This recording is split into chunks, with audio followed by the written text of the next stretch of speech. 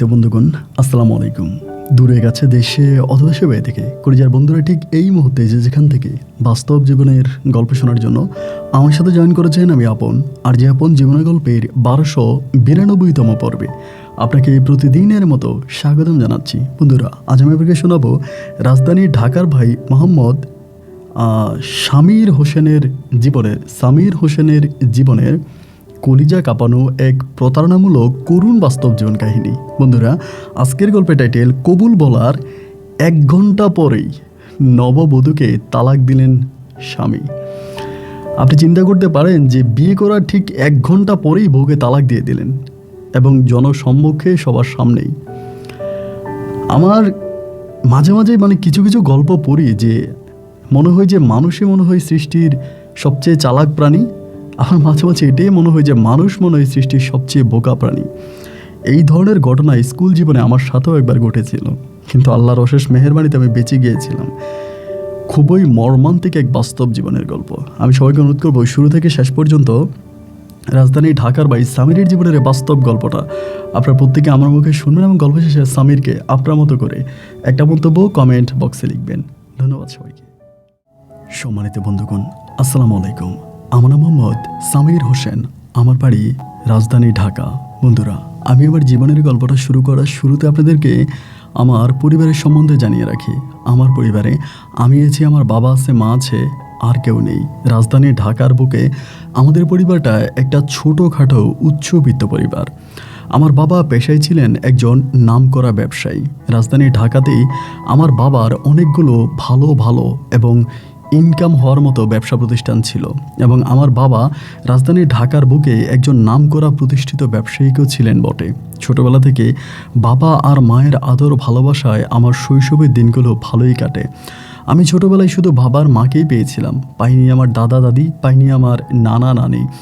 যখন বুঝতে শিখে বড় হই তখন আমি বুঝতে পারি যে মূলত আমার মা একজন হিন্দু ধর্মের মহিলা ছিলেন। আমার মা ছিলেন হিন্দু বংশের একটা মেয়ে এবং আমার বাবা আমার মাকে ভালোবেসে বিয়ে করে। এই বিয়ের প্রতিফলে আমার মাকে যেমন করে আমার নানা নানিরা প্রত্যাখ্যান করে, ঠিক তেমনি আমার বাবাকেও আমার দাদা দাদিরা ঘর থেকে বের করে দেয়। আমার বাবাকে তেজ্যপুত্র ঘোষণা করে আমার বাবা আমার দাদার কাছে যে সম্পত্তি পেত সেই সম্পত্তিগুলো পর্যন্ত আমার বাবাকে বুঝিয়ে দিয়ে পরিবার থেকে সম্পূর্ণভাবে আমার বাবাকে বের করে দেওয়া হয়। আমার দাদা দাদি যথেষ্ট পরিমাণের ধর্মীয় প্রিয় মানুষ ছিলেন।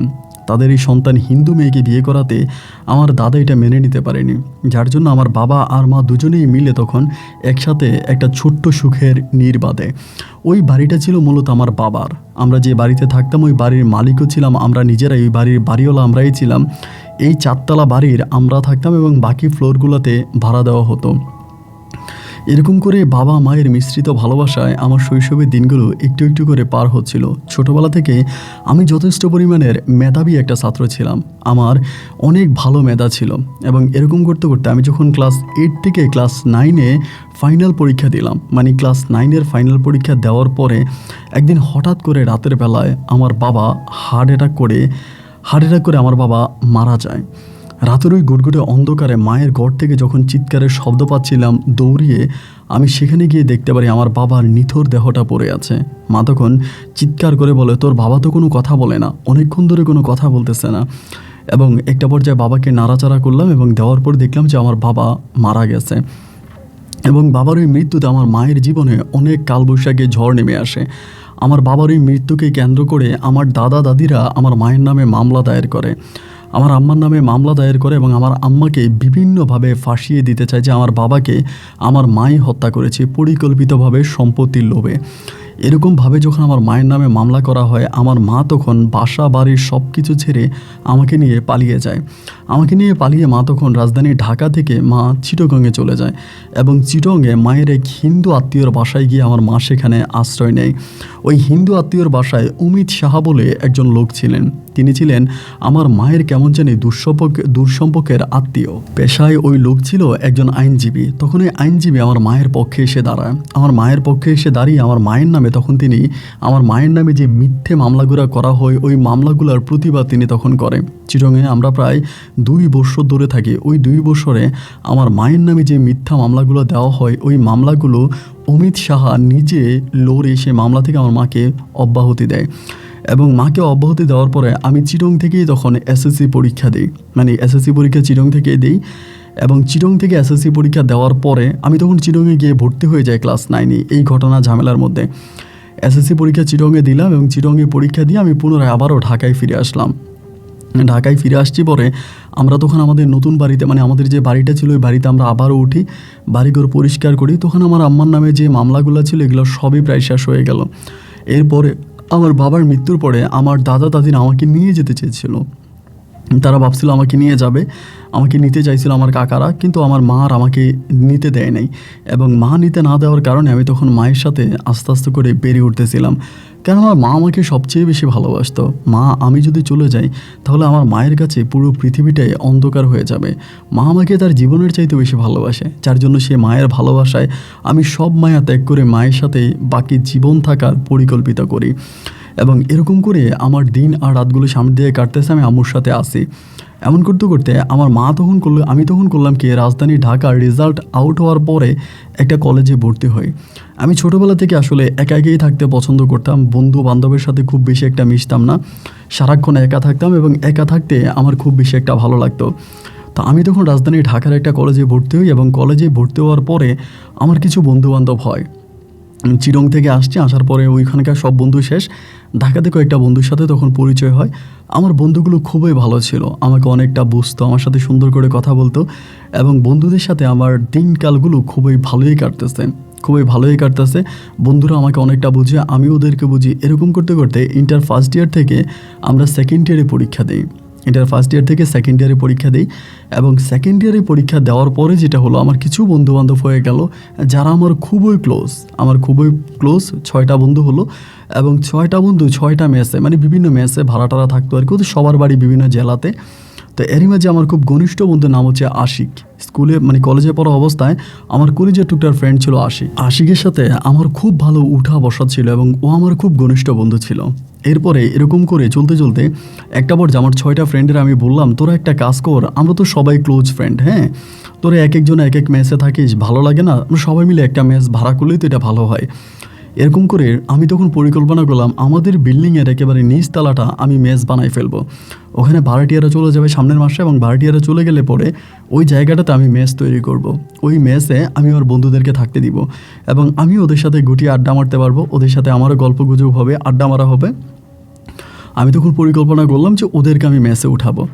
তা ওদেরকে মেসে উঠাবো বলে আমি তখন মাকে জানালাম, মানে মেস বানাবো। মা তখন রাজি হচ্ছে না, মা বলে ব্যাচেলার ভাড়া দিলে সমস্যা, ওখানে ফ্যামিলি ব্যাচেলার অ্যাড হয়ে যাবে, এটা খুব ঝামেলা হবে, এটা করা যাবে না। মানে আম্মু আমাকে মানা করতেছে এবং আম্মু মানা করার পরেও আমি তখন আম্মুকে বললাম যে না আম্মু, আমি এটা করবই।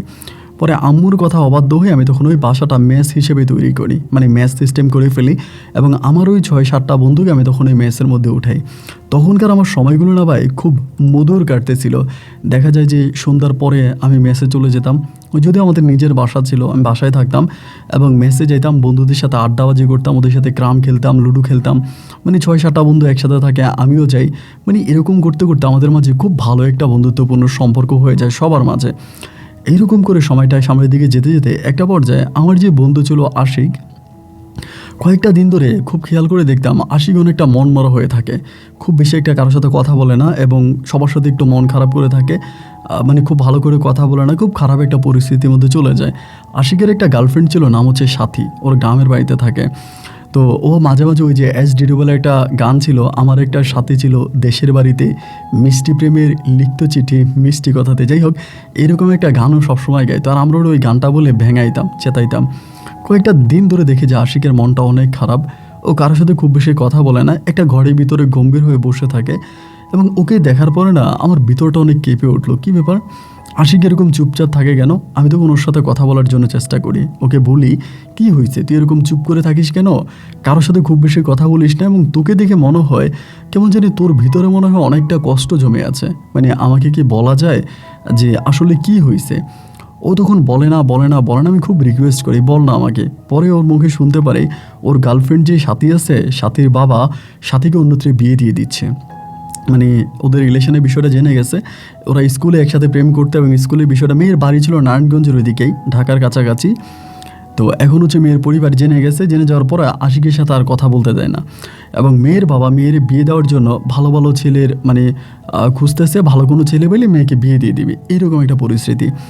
তো আশিক তো ছিল আমার খুব ঘনিষ্ঠ বন্ধু, আমার এমন ফ্রেন্ড যে আমার জিরগি বন্ধু। ওর মন খারাপ দেখে তার আমার ভালো লাগে না। আমি ওরে বুঝে আর সব কিছু ঠিক হয়ে যাবে, তুই মেয়ের বাবার ঠিকানা দে, আমরা সবাই গিয়ে গিয়ে মেয়ের বাবারে বুঝায় যে দেখি কোনো কিছু হয় কিনা। ও তখন বলতেছে যে না, হবে না। মাঝে মাঝে মেয়ের সাথে একটু কথা বলতে পারে, মেয়ে বাসা থেকে ফোন চুরি করে একটু একটু ওর সাথে কথা বলে, কিন্তু খুব গোপনে। মেয়ের জন্য গার্ড রাখে, মানে বাড়ির মধ্যে পাহারাদার রাখে, মেয়ে যাতে কখনোই বাড়ির বাইরে যেতে না পারে। মানে তারা পরিকল্পনা করতেছিল তারা পালিয়ে যাবে, ওই পালিয়ে যাওয়ার পরিকল্পনাটাই মনে হয় মেয়ের বাবা মা টের পেয়ে যায়, মেয়ের বাবা মা বুঝে যায়। এবং বুঝে যাওয়ার পরে ওদেরকে তখন ওই ঘরের মধ্যে আটকায় ফেলে, ঘরে বাইরে আর আসতে দেয় না। আশিকের তখন মন ভীষণ রকমের খারাপ, ও কান্নাকাটি করে কি করবে না করবে। এমন পরিস্থিতির মধ্যে মেয়ের বাবা তখন ভালো ভালো প্রপোজাল খুঁজতেছিল মেয়ের জন্য, কোথাও পেলে মেয়েকে বিয়ে দিয়ে দিবে। এবং আশিকে তখন খুব মন খারাপ করে ফেললো, কান্নাকাটি করতেছে। এরই মাঝে আমার মা আবার চিটংয়ে চলে গেছে, আমার মা চিটংয়ে গেছে। আমার মা মাঝে মাঝে তার ওই বান্ধবীর বাসায় চলে যায়, এবং সেখানে গেলে আমার মা 1 মাস 1.5 মাস পর্যন্ত থাকে, বাড়িতে আসে না। বাড়িতে কাজের বুয়া আছে, কাজের বউয়ে রান্নাবান্না করে দেয়। এবং কাজের বুয়া একদম ছোটোবেলা থেকে আমাদের বাসা আছে, তো ওনায় আমাকে আম্মা বলে ডাকি, মানে কাজের বুয়াকে, কারণ তিনি আমাদের সাথে খুব ভালো সম্পর্ক। আমার আব্বা বেঁচে থাকা অবস্থায় উনি আমাদের সাথে ছিলেন। এরপরে আমার আম্মা যখন মামলা টামলা খায়, এরপরে উনি আমাদের বাসার মধ্যেই ছিলেন, আমাদের সব কিছু পাহারা দিছে। তো ওনাকে আমি আম্মা বলেই ডাকি, ওনার সাথে আমার খুব ভালো সম্পর্ক। অ্যান্ড এরকম করে সময়টা কাটতে কাটতে আমার মা তখন চিটংয়ে চলে গেল। এই মুহূর্তে একদিন আশিক করলো কি, ফাঁসি দিয়ে দিবে, ও ফাঁসি দিবে। ওর গার্লফ্রেন্ডের বিয়ে হয়ে যায়, কই জানি বিয়ে ঠিক হয়ে গেছে, কথাবার্তা চলতেছে, এরকম পরিস্থিতি, ও বিষ ফাঁসি দিবে, এরকম একটা অবস্থা। আমি ওরে জড়ায় ধরে বললাম যে দেখ, তোর জন্য আমার যা করা লাগে আমি তাই করব, তুই এরকম পাগলামি করিস না, তুই একটু শান্ত হ, তুই মরে গেলে কি সব সমাধা হয়ে যাবে? ও আমাকে বল, আমি জীবিত থাকা অবস্থা আমার ভালোবাসার মানুষের বিয়ে আমি এটা মানতে পারবো না, আমার দ্বারা এটা মেনে নেওয়া সম্ভব না। আমি তখন বললাম যে কি করা যায়। এরই মাঝে আমাদের আরেক বন্ধু আছে, ওর বাড়ি হচ্ছে নোয়াখালীর মানুষকে যে আমরা জাপানি বলি, আসলে এমনিই বলি, এমনি বলি না, ওদের মাথায় আসলেই জাপানি বুদ্ধি আছে। আমাদের ওই নোয়াখালীর বন্ধু হেলাল ছিল, হেলাল তখন আমার বলতেছে, সামিরি একটা কাজ করলেই তো তুই হয়, আমারে বলে। আমি তখন বললাম কি কাজ? আমার বন্ধু আশিকের জন্য যা করা দরকার আমি তাই করব, বল কি করতে হবে। আমার ওই বন্ধু তখন আমাকে বলতেছে, তুই একটা কাজ কর, তুই বর্ষে যে একটা কাজ কর, তুই সাথীরই বিয়ে করে নিয়ে আয়, সাথীরই বিয়ে করে এনে আশিকের কাছে দিয়ে দে। আমি তখন বললাম, এটা তুই কী বললি, এটা কোনো কথা? এইটা বলা মাত্র আশিক তখন লাফ দিয়ে উঠে বলে যে সামির, তুই এই কাজটা কর বন্ধু, আমার কাছে মনে হয় তুই এই কাজটা করলে আমি আমার ভালোবাসা মানুষকে পেয়ে যাব। তোদের তো নিজের বাড়ি আছে, গাড়ি আছে, এবং তোরা তো অনেক বড় লোক, তুই বল যে সাথীর সাথে তোর রিলেশন আসছে, এটা বলে তুই সাথীর বাড়িতে বিয়ের প্রস্তাব পাঠা। আর তোরা যেহেতু বড় লোক, সাথীর বাবা সাথীকে তোর কাছে বিয়ে দিতে রাজি হয়ে যাবে। সাথী মেয়েটা তখন ক্লাস 10-এ পড়ে, আমাদের বয়সের অনেক কম। তো আমাকে যখন এটা বললাম, আমি বললাম, ধুর বেটা, এটা কেমনি করবে, এটা কি সম্ভব? এবং এরই মাঝে আমার আরেকটা বন্ধু বলতেছে, তোর আম্মা তো বাসায় নাই, এই সময় দিয়ে এই কাজটা করা যায়। তোর আম্মা যেহেতু বাসায় নাই, এটাই হচ্ছে একদম সবচেয়ে মূল্যবান সময়। এই সময়তে তোদের বাসার যে কাজের বুয়ারে আছে, ওই বুয়ারে তো তুই এমনিও আম্মা ডাকস, ওই বুয়ারে তোর রিয়েল মা বানায়া তুই ওই মেয়ের বিয়ে করে নিয়ে আয়। কিছু লোক আমরা ম্যানেজ করবো, ভাড়া করবো, তুই বিয়ের প্রস্তাব পাঠা মেয়ের বাড়িতে। আমি তখন বললাম যে এটি কীভাবে সম্ভব, এটা কি কোনোভাবেই সম্ভব হতে পারে? এটা তো হবে না। আমি খুব ভয় পাচ্ছিলাম যে এটা কীভাবে সম্ভব, একটা বিয়ে তো আর মুখের কথা না, অনেক জানাশোনার বিষয় আছে, খোঁজখবর নেওয়ার বিষয় আছে। এখন মেয়ের বাবা কিভাবে রাজি হবে বা কী করবে না করবে আমি বুঝতে পারি না। এইরকম একটা পরিস্থিতির মধ্যে তখন আমাদের এলাকাতে একটা ঘটক ছিল, ও বিয়ে শাদী পড়াইতো আর কি। ওরে একদিন আমরা মেসের মধ্যে ডাইকে আনলাম। মেসের মধ্যে ডাইকে আনার পরে ওরে ফিটিং দিলাম, এবং ফিটিং দিয়ে ওরে কিছু টাকা পয়সাও দিলাম। ওরে মোটামুটি সব কিছু কিন্তু খুলে বলি নাই, শুধু বলছি এই মেয়েটাকে আমি বিয়ে করব, এবং যাতে বিয়ের প্রস্তাবটা ও নেওয়া যায়, ওর মাধ্যমে আমরা বিয়ের প্রস্তাব পাঠাবো। ওরে ফিটিং দিয়া গুমগাম করে কিছু টাকা পয়সা দিলাম, এবং এই ঘটককে আমি তখন মেয়ের পরিবারে পাঠাইলাম।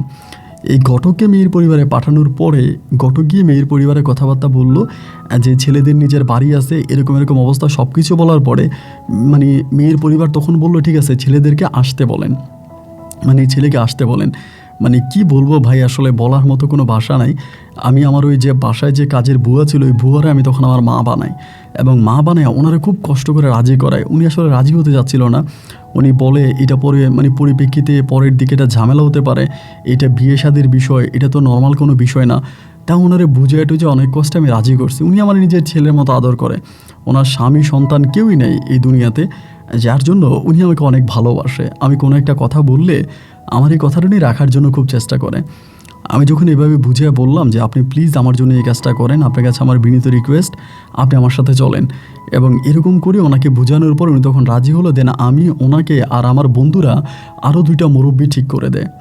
একজনকে আমার নানা বানায়, আরেকজনকে আমার নানার বন্ধু বানায়। এরকম করে আরও কয়েকটা মেয়ে টেয়ে নিয়ে আমরা প্রায় 6-7 জনের মতো একটা গাড়ি নিয়ে মেয়ে দেখার জন্য যাই।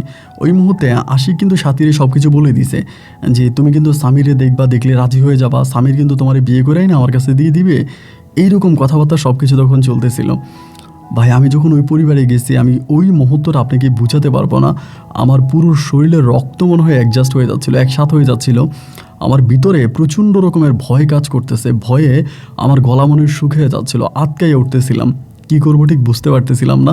এরপরেও সে জায়গার মধ্যে গেলাম, এবং ওখানে যাওয়ার পরে ওই জায়গাতে গেলাম, গিয়ে আমার বুক কাঁপতেছে। মানে একটা গ্রামের বাড়িতে বুঝেন তো, এদিক সেদিক থেকে অনেক মানুষ কোনোভাবেই যদি ধরা খেয়ে যায়, বা আমি যে আশিকের ফ্রেন্ড এটা যদি এখানকার কেউ জেনে যায়, তাহলে তো ভাই মেরে আলুর ভর্তা বানাই দিবে। এখান থেকে তো আর জিন্দা ফিরে যেতে দিবে না, ওখানেই মেরে ফেলবে। ভয়ে ভয়ে তখন মেয়েদের বাড়ির মধ্যে ঢুকলাম, এবং ঢুকার পরে সবার সাথে কথাবার্তা বলতেছি, এবং মেয়ে দেখানোর পর্ব আসলো। এবার মেয়ে দেখলাম, মেয়ে দেখার পরে মেয়ে আমার পছন্দ হইলো। আমার মায়ের সাথে তখন ওই মেয়ের বাবা কথা বলল। আর ঘটক কিন্তু আগেই সব কিছু বলে দিছে যে ছেলের বাবা মা রিলেশন করে বিয়ে করে, তাদের কোনো দাদা দাদি নেই, তাদের কোনো নানা নানি নেই, ছেলের কোনো কিছুই নেই, ছেলে আছে আর ছেলের মা আছে। এই দুনিয়াতে ছেলে আর ছেলের মা ছাড়া আর কেউ নেই, ওরাই দুজন আছে। এখন যদি আপনারা যদি বলেন ওভাবেই বিয়ে হবে। অ্যান্ড এভাবে বলার পরে তখন মেয়ে আমি দেখলাম, মেয়েও আমাকে দেখলো, সব কিছু ঠিকঠাক হলো। হওয়ার পরে আমাদের সব বিষয়গুলো জানার পরে মেয়ের বাবা মানে অত্যন্ত খুশি হলো। মানে সাথীর বাবা বলতেছে যে এইরকম ছেলে যদি পাই, ছেলে দেখতে শুনতে সুন্দর, হ্যান্ডসাম লুকিং সুন্দর, এবং ছেলে মানে খুবই ছোট সংসার, তার বাবাও নাই, শুধু মা আছে, আর কোনো ভাই বোন নাই, নিজেদের 4তলা বাড়ি আছে। মানে সব কিছু শোনার পরে মেয়ের বাবা এক কথায় রাজি হয়ে গেল, এবং রাজি হয়ে তারা আমাদের ঘরবাড়ি দেখতে আর আসলো না। ঘটক বলল যে একটা ডেট করেন, ডেট করে আপনারা আপনাদের মানে ছেলের ঘরবাড়ি দেখে যান। মেয়ের বাবা বলে না, আমার ছেলের ঘরবাড়ি দেখার কিছু নাই, আমি এখানেই, যদি ছেলে রাজি হয় তাহলে এখানে আমি বিয়ে পড়াই দিব। আর মেয়ের ঘরের ভিতর যে জিজ্ঞেস করলো যে ছেলে পছন্দ হয়েছে, মেয়ে বলে পছন্দ হয়েছে। এখন মেয়ে যেহেতু বলে পছন্দ হয়ে গেছে, আর উনি তখন আর যাচাই বাছাই করলো না, মানে আর কোনো কিছু খোঁজখবর নেওয়ার দরকার নাই। নাকি উনি ঘটকের ঠিকানা দেওয়ার পরে গোপনে গোপনে যাচাই করছে, সেটা তো আমি বলতে পারি না। অ্যান্ড সবাই তো জানে এটা আমার বিল্ডিং, আমার বাবার নাম আমার বিল্ডিংয়ের সবাই জানে। এলাকাতে কাউকে জিজ্ঞেস করলে কাদের বিল্ডিং আমার নাম বলে দিবে। তো আবার আমাদের বিল্ডিংয়ের নামই হচ্ছে সামির বিলা, মানে আমার নামের উপরেই বিল্ডিংটা করা। তো এখন তো মনে করেন যে মেয়ের বাবা খোঁজ খবর নিয়েছে কি নেয় নেই সেটা আমি জানি না, কিন্তু ওখানেই বলতেছে যে যদি আমরা রাজি থাকি তাহলে আজকেই বিয়ে হয়ে যাবে। মানে মেয়ের বাবার কথা হচ্ছে, মেয়ে যেহেতু ছেলেকে পছন্দ করে ফেলছে, আর মেয়ের তো আরেকটা রিলেশন আছে, মেয়েকে তো এইভাবে চোখে চোখে রাখা যায় না। কখন আবার মেয়ে ওই পালায় ওই ছেলের কাছে চলে যায়, আবার ওই ছেলেকে বিয়ে করে ফেলে, বা মানে আশিকের কাছে চলে যায়, এই ভয় তো মেয়ের বাবার মনে আছে। এবং সেই ভয় থেকে বাঁচার জন্য উনি বলে যদি আপনারা রাজি থাকেন আজকে আমি মেয়ের সাথে ছেলের কলমা পড়াই দিব। এবং ঘটকে আমাকে বললো, আমি বললাম তাহলে তো আরও ভালোই হয়। আর ওইদিকে আমরা তো আশিকের সাথে কথাবার্তা বলতেছি। পরে এখানেই কী করলো, কলমা কাবিনের ব্যবস্থা করলো। তখন কাবিন হলো 5 লক্ষ টাকা। 5 লক্ষ টাকা কাবিন দিলাম, এবং 5 লক্ষ টাকা কাবিন আমি তখন এই সাথীরে বিয়ে করলাম। সেখানে আমাদের বিয়ে হলো, এবং বিয়ে হয়ে যাওয়ার পরে তখন আমি বউ নিয়ে আসব। এখন মেয়ের বাবা বলতেছে যে যেহেতু আমি বউ নিয়ে যাব, এখন মানে বউ নিয়ে আমি বাড়িতে আসবো, তো ওরা আমাদের ঘর বাড়ি তেমন কিছু দেখে না। মেয়ের বাবা বলল মেয়ের সাথে প্রায় 5-6 জন লোক দিবে, মেয়ের আত্মীয় স্বজন 5-6 জন দিবে আমাদের বাড়িতে মেয়ে আনার জন্য। তাই আমি বললাম ঠিক আছে। পরে বিয়ের সাথে কমপ্লিট হলো, আরেকটা গাড়ি ঠিক করে তখন সাথীরই নিয়ে আমি আমাদের বিল্ডিংয়ে আসলাম। তো সাথী তো সব কিছুই জানতো, আমাদের বিল্ডিংয়ে আসতেছি, মানে গাড়ির মধ্যে উঠছি, এবং উঠার পরেই মানে মেয়ে আমার পাশে বসে আছে।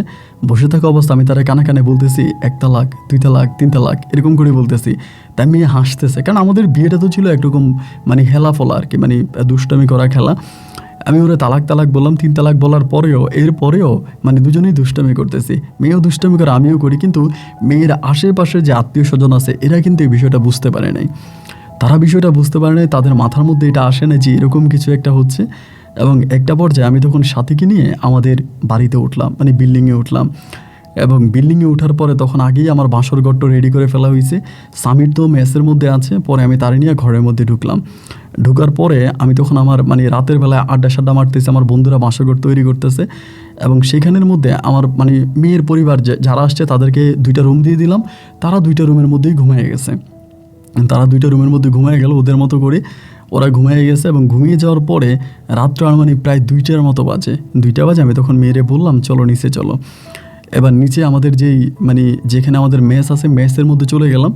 এবং মেসে যাওয়ার পরে তখন আমি মানে সবাইকে বললাম যে এবার সবাই মিলে মজা মাস্তি করতেছি, দুষ্টামি করতেছি। ওইখানে আমরা আপনার বলে আশিকরে হচ্ছে আমরা বর সাজাইছি, মানে আশিককে দুলে সাজাইছি। এবং ওই জায়গায় আমি তখন সবার সামনে ওরা আবারও পুনরায় তালাক দিলাম। এবং তালাক দেওয়ার পরে সেই রাতের বেলা আরেকটা হুজুর আনা হলো শেষ রাতের দিকে। হুজুর আমরা আগেই ঠিক করে রাখি, ওই হুজুর তখন এই সাথীর সাথে পুনরায় আবারও আশিকের কলমা পড়ায় দেয়। এবং কলমা পড়াই দেওয়ার পরে ভোর রাতে আমরা হুজুর বিদায় করে দিই। এবং তখন পরিকল্পনা করতেছিলাম যে মেয়ের পরিবার তো সকালবেলা উঠলে আমরা কি করব। সবাই মিলে তখন প্ল্যানিং করে রাখলাম, শুধু আশিক এখানে নাই, আর আমার সব বন্ধুরাই আছে। এবং সব বন্ধুরা মিলে তখন তো বাসার মধ্যেই আছে, আমার আম্মা তো বাসায় নেই, ওই কাজের বউই আছে।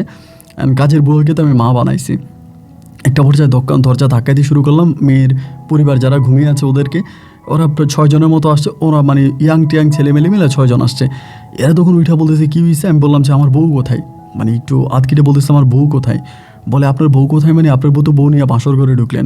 আমি বললাম হ্যাঁ আমি তো ঘুমিয়েছিলাম, ও তো বেরিয়ে গেছে বাসা থেকে। এইবার তো মেয়ের পরিবার বলতেছে কি বলেন, মেয়ে পালায়ে গেছে মানে? আমি বললাম জি মেয়ে তো পালায়ে গেছে। তো এটা বলার পরে তখনই মেয়ের বাবাকে ফোন করা হলো যে এই ঘটনা, মেয়ে তো পালায়ে গেছে। মেয়ে কিন্তু আমাদের নিচে ম্যাচের মধ্যে আছে আশিকের সাথে। এবং মেয়ের বাবা বলতেছে আমি আসতেছি। ভাই তখনকার যে অবস্থা বা তখনকার যে সিচুয়েশান, এটা আসলে বলে বোঝানো যাবে না। একটা টান উত্তেজনা মুহূর্ত, মানে সবাই টেনশন করতেছে যে আল্লাহ জানে কি হয়, আল্লাহ জানে কি হয়, মেয়ের বাবা আসলে এখানে কি হবে। একটা পর্যায়ে মেয়ের বাবা এবং মেয়েদের এলাকার মেম্বার সহ আরও 5-6 জন লোক মিলে আমাদের বাড়িতে আসছে। এবং মানে আমাদের বিল্ডিংয়ে আসছে। আসার পরে মেয়ের বাবা এসে আমার কাছে হাত জোর করে কান্নাকাটি করতেছে, মানে উল্টা আমার কাছে কান্নাকাটি করতেছে, বাবা তুমি আমার মাফ করে দাও, আমার মেয়েটার আগেই সমস্যা ছিল, আমি তোমার বলা দরকার ছিল, আমি তোমার জীবনটা নষ্ট করছি। আমি খবর পাইছি আমার মেয়ে তার আগের বয়ফ্রেন্ডের সাথে পালায়ে গেছে। এগুলো মেয়ের বাবাই আমার কাছে বলতেছে যে আমার মেয়ে তার আগের বয়ফ্রেন্ডের সাথে পালায়ে গেছে, এরকম খবর আমি পাইছি। আমি তো বলি আলহামদুলিল্লাহ। আমি বলার আগে উনি নিজেই আমাকে মুক্ত করে দিচ্ছে, আমার তো আর কোনো কিছু বলার প্রয়োজন নাই। আমি তখন একটু রেগে গেলাম যে আপনার মেয়ের আগে রিলেশন ছিল, এটা আপনি বললেন না কেন? তো যে বুয়ারা আমরা ফিটিং দিয়ে রাখছি, আমাদের বাসার কাজের বুয়া তখন ওর মেয়ের বাবারে ধমকাইতেছে, আমি আপনার নামে মামলা করব, আমি আপনার নামে আপনাকে জেলের ভাত খাওয়াবো, আপনি এই কাজ কীভাবে করলেন, কেন করলেন, এবং আপনাকে আমরা আস্ত রাখবো না। মানে খুব বাজে একটা পরিস্থিতি তৈরি হয়ে যায়। মেয়ের বাবা আমার হাতে পায়ে ধরে কান্নাকাটি করে উনি বলে মেয়েরে খুঁজে আমার কাছে এনে দিবে। আমি বললাম না, যে মেয়ে বাঁশর করে তার বয়ফ্রেন্ডের সাথে পালিয়ে যেতে পারে, এই মেয়েকে আমি আসলে আমার ঘরে বউ বানায় আনতে চাই না। আমি চাই না যে এই মেয়ে আমার ঘরের বউ হোক। এরকম কথাবার্তা আপনি আমার কাছে বললেন না, আপনি আমার ঘর থেকে বেরিয়ে যান, মানে আপনি আমার বাসা থেকে বেরিয়ে যান। একরকম মেয়ের বাবার সাথে দুর্ব্যবহার, খারাপ ব্যবহার করে বাসা থেকে বের করে দিলাম। মেয়ের বাবা আমার বাসায় বসে মেয়ের মাকে ফোন করে প্রচুর গালাগালি করতেছে এবং বলতেছে আশিক মেয়ের বাবা অনেকবার বলছে আশিকের বাড়িতে যাও, আশিকের বাড়িতে খবর নাও, এগুলো বলতেছে। আমি বুঝতেছি যে আশিককেই তারা টার্গেট করছে। মেয়ের বাবা তখন আমার বাসা থেকে বেরিয়ে গেল। বেরিয়ে যাওয়ার পরে আমি তখন বললাম যে আলহামদুলিল্লাহ আমার উপর থেকে বিপদ সরে গেছে, মানে আমি এখন নিরাপদ। এবং মেয়ের বাবার সাথে মাঝে মাঝে আমার ফোনে কথা হতো, মেয়ে আসে কি না বা মেয়ে কোথায় আছে না আসে, এরকম করতে করতে আমার আম্মা তখন আবার চিটং থেকে চলে আসে, আমাদের বাসায় আসে। বাসায় আসার পরে আমার আম্মা তো মানে আশেপাশে বিল্ডিংয়ে খুব একটা যাতায়াত করতো না। এরপরও কীভাবে জানি আমার আম্মার কানে কিছু বিষয় চলে আসে যে আমার বাড়িকে আমরা মানে সাজাইছি, রং বেরঙের বাতি দিয়ে সাজাইছি এবং বাসর ঘর এইটা ওইটা মেয়ে নিয়ে আসছে। আম্মু তখন আমাকে এগুলো বলে, কিরে লোকে এরকম এরকম বলে তুই নাকি বিয়ে করছিস, তুই নাকি বউ নিয়ে আসছিস, এগুলো কেমন কথা, এগুলো কি? আমি আমার মারে বলতেছি আগো মা এগুলো কিছুই না। আমার আম্মা বলে তুই এই বন্ধু বান্ধবের সাথে মিশে খারাপ হয়ে গেছিস, এই পোলাপাইনগুলোর সাথে মিশা তোর উচিত হয় নাই, ঠিক হয় নাই, তুই এই পোলাপাইনগুলোর সাথে মিশবি না, তুই কেন ওদের সাথে মিশিস এবং ওদের সাথে মিশে তুই খারাপ হয়ে গেছিস। আমি তোরে বলেছিলাম এখানে ম্যাচ করার কোনো প্রয়োজন নাই, তুই এখানে ম্যাচ কেন করলি? আম্মু আমার সাথে খারাপ ব্যবহার করতেছে। এভাবে প্রায় আপনার 5 মাসের মতো কেটে গেছে। 5 মাস কেটে যাওয়ার পরে ওই মুহূর্তে আমার বন্ধু আশিক তখন করছে গিয়ে আরেকটা চাকরি নিছে, একটা মানে পড়াশোনা সে বন্ধ করে দিয়ে একটা চাকরি নেয়। ওই চাকরি নেওয়ার পরে আমি ওরে কিছু টাকা পয়সা দিই, টাকা পয়সা দিয়ে হেল্প করি। পরে ও আলাদা একটা বাসা ভাড়া করে, অন্য একটা জায়গায় একটা বাসা ভাড়া করে এবং ও তখন ম্যাচ থেকে বেরিয়ে যায়, ম্যাচ থেকে চলে যায়। এবং যাওয়ার পরে সেখানে আমি ওকে অনেক খরচ দিতাম, ওর চলাফেরার জন্য অনেক খরচ বরচ দিতাম, কারণ ও নতুন বিয়ে করছে, ওর কাছে তো ওরকম টাকা ঢুকা নেয়। এই করতে করতে কীভাবে জানি মেয়ের বাবার কানে খবরগুলো আস্তে আস্তে পৌঁছে যায়। মানে সত্য তো কখনো ভাই আপনি চাপা দিয়ে রাখতে পারবেন না, এটা একদিন না একদিন বাষ্পিত হবেই। মেয়ের বাবা তখন কিছুটা টার্গেট করে ফেলে, মানে কিছুটা সন্দেহ করে ফেলে যে না ঘটনা এরকম এরকম ঘটছে। মানে মেয়ের বাবা মনে করে যে আমি সম্ভবত এরকম এরকম কিছু একটা করছি, এবং মেয়ের বাবা তখন ইনকোয়ারি করে একটা পর্যায়ে আমার নামে হঠাৎ করে মামলা দায়ের করে। আমি প্রতারণা করছি, আমি তার মেয়েরে নিয়ে কিডন্যাপ করছি, এরকম একটা কিডন্যাপিংয়ের মামলা তখন আমার নামে দিয়ে দেয়। এবং এই মামলাটা যখন আমার নামে দেওয়া হয়, আমি তখন পাই আর কোনো উপায় বুদ্ধি পাইলাম না। উপায় বুদ্ধি না পাওয়ার পর আমি তখন এখান থেকে পালাইছি, বাড়ি থেকে বাসা থেকে পালাইছি। এবং বাসা থেকে পালানোর পরে এই পুরো ঘটনাটা তখন আমার আম্মা জেনে যায়। এবং আম্মু ঘটনাটা জানার পরে আম্মু আমার সাথে খুবই খারাপ ব্যবহার করে, আমাকে ফোন করে যে তুই এরকম কাজটা কীভাবে করলি, তুই কি একটাবার চিন্তা করলি না, একটা বিয়ে কি মুখের কথা, একটা সরকারি কাগজে সিগনেচার করা এটা কি সহজ কথা। মানে এই মামলায় তখন আমি ফাঁসতে থাকি, এবং এই মামলা থেকে বেরোতে আমার আম্মার প্রায় 5 থেকে 6 লক্ষ টাকার মতো খরচ হয়। মামলা মোকদ্দমার, বিশেষ করে ওই যে অমিত সাহা বলে যে লোকটা আছে আমার আম্মার আত্মীয়, তিনার সহযোগিতায় তখন ওই মামলা থেকে আমি বের হতে পারি। এবং মামলা থেকে বের হলাম, মেয়ের বাবা অনেক ঝামেলা করছে, থানা, পুলিশ, আইন, আদালত, মানে কিছুই বাদ রাখে নাই। আমাকে ফাঁসানোর জন্য যা যা করা দরকার, যে যে জায়গায় যাওয়া দরকার উনি সব জায়গায় গেছে। এবং ভাগ্যিস ওনার আশিকের কোনো সন্ধান পায়নি, এবং ওনার মেয়েরও কোনো সন্ধান পায়নি। অনেক ঝামেলা পুই আবার আমি বাড়িতে চলে আসছি। বাড়িতে আসার পরে আমার আম্মা আমারে বলতেছে আমি যাতে জীবনও আর কখনো আমার ওই বন্ধু আশিকের সাথে কথা না বলি, আশিকের সাথে কথা না বলে আশিকের সাথে কোনো যোগাযোগ না রাখি। এবং আশিক আমার মানে এটা আমি ভুল করছি আমার বন্ধুদের ফাঁদে পড়ে, এবং ওই ম্যাচটাও আমার আম্মা ওখান থেকে ভেঙে দেয়। মানে ম্যাচও ভেঙে দেয়, ওইখানে আমার পড়াশোনাও বন্ধ হয়ে যায়। এই মামলা টামলা খেয়ে আমার পড়াশোনাও বন্ধ হয়ে যায়, বন্ধু বান্ধবের সাথে কমিউনিকেশনও পুরো বন্ধ হয়ে যায়। এবার বাসার মধ্যেই বসে আছি, বাসার মধ্যে বসে বসে আল্লাহ বিল্লাহ করতেছি কী করা যায় চিন্তা করি। এবং এইরকম করে সময়গুলো একদিন দুদিন কাটতে কাটতে একদিন হঠাৎ করে আনুমানিক রাত্র প্রায় 1টার দিকে আমার মোবাইলে একটা আননোন নাম্বার থেকে একটা কল আসে। তো কলটা আসার পর আমি রিসিভ করার পরে আমার বলতেছে ভাইয়া আমি সাথী। তাই আমি বললাম সাথী, কোন সাথী? বলে ভাইয়া আপনি যাকে বিয়ে করছিলেন আপনার বউ সাথী। পরে আমি বললাম ও সাথী, কী অবস্থা, আশিক কই? বলে আপনি তো আমাদের কোনো খোঁজ খবর নেন না, আমরা কি বেঁচে আছি না মরে গেছি, আমরা কোথায় আছি কেমন আছে, আপনি তো আমাদের কোনো খবর নেন না, আপনি তো সব কিছু ভুলে গেছেন। আমি বললাম না আসলে আমি ভুলি নাই, আমার বাসায় অনেক ঝামেলা হইতেছে, আমার আম্মু সব কিছু জেনে গেছে এবং তোমার আব্বা মামলা টামলা দিছে। ও বলে হ্যাঁ আমি সবই জানি, আব্বু মামলা করছে আপনাদের নামে এবং আপনাদের অনেক ঝামেলা হয়েছে, আমি সবই জানতে পারছি। আমি বললাম হ্যাঁ অনেক ঝামেলা হয়েছে, তো এখন তো আর আমার আম্মু আমাকে অনেক গার্ডে রাখতেছে, কারোর সাথে কথা বলতে দেয় না, সবসময় আমাকে একটা মানে চোখে চোখে রাখতেছে। পরে আমার বলে ভাইয়া আপনার সাথে মাঝে মাঝে কথা বললে কি আপনি রাগ করবেন? আমি বললাম যে না আমি রাগ করবো কেন, মাঝে মাঝে ফোন দিয়েও কথা বলবো, সমস্যা নেই। তো আশিক ওদের কেমন আছে, আশিকের কাছে দাও। বলো ও তো ঘুমাইতে আছে, ও একটা গার্মেন্টসে চাকরি করে, মানে সারাদিনই মানে ব্যস্ত থাকে, রাতের বেলা এসে একটা নাক ডেকে ঘুমায়। আমি বললাম আচ্ছা ঠিক আছে, আশিক আমার কথা বললো, আমার সালাম দিও, আর তোমরা ঠিক আছো তো? বলে হ্যাঁ ভাই আমরা ঠিক আছি। ফোনটা তখন কেটে দিলাম। এরপরে মাঝে মাঝেই মেয়ে আমাকে ফোন দিত, মাঝে মাঝে আমাকে ফোন করতো যে সামির ভাইয়া কেমন আছেন, কি করতেছেন, ভালো আছেন কি না, এরকম করে কথা বলতে বলতে অনেক দিন কথা বলতো। কিন্তু আমার বন্ধু আশিকের সাথে কথা বলাই দিত না।